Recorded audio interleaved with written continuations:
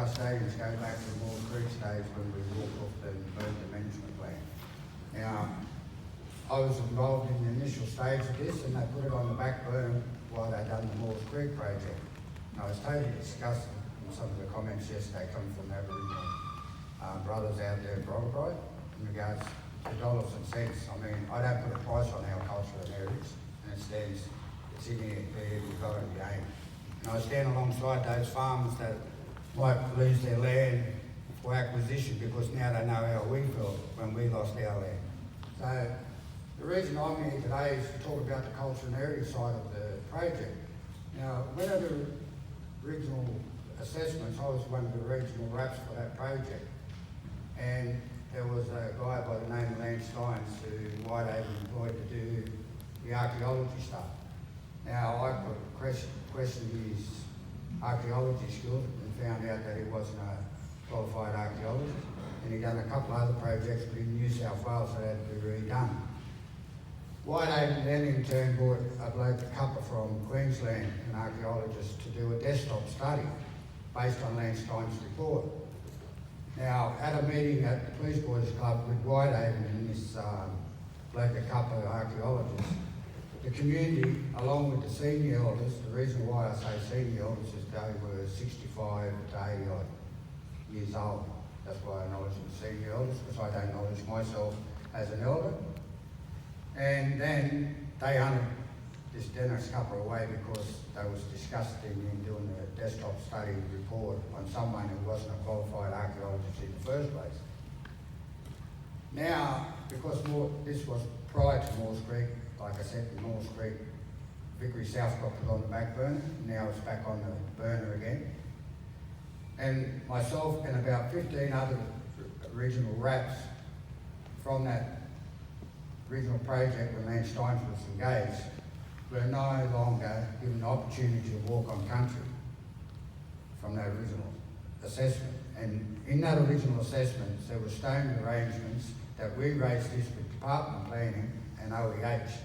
Now OEH have an obligation under their OEH guidelines and act in regards to Aboriginal culture and heritage, and they're supposed to share that information with the Department of Planning, which they didn't, or raise those issues and concerns we did.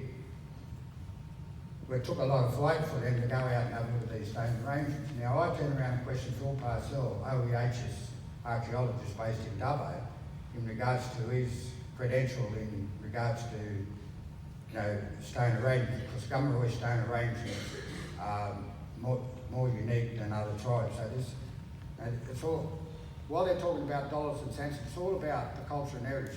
I haven't got a problem if things are done properly and in a proper way and with a bit of respect that Whitehaven hasn't shown the elders of GTC, and one of those elders is actually sitting in this room today, along with myself. I mean, I am a traditional owner. I also a Gomeroi applicant, elected by the Gomeroi people to represent over 15,000 people in the Gomeroi nation.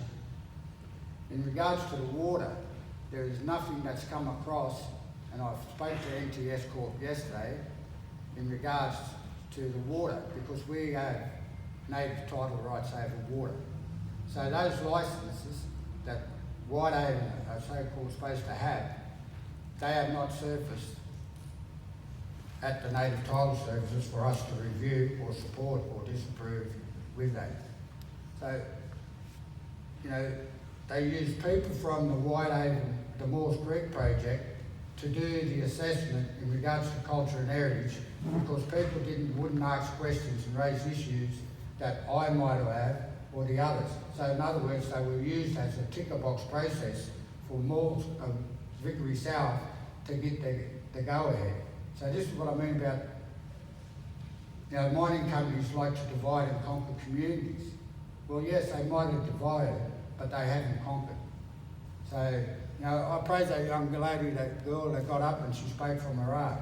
And I've got two other nieces in here. I mean, it's not about me, it's not about you, it's about saving something for these kids and the kids later on.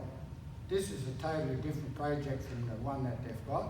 They should be assessed as that, and they should start from the bottom, because I guarantee you, this EIS that they got in, and I've seen how Whitehaven works, and the bully tactics, that they turn around should be made do it all again. And I'll be raising it at the applicant meeting, and I'm sure you'll get a submission from us as a native title claimant group. So that's all I've got to say because I'm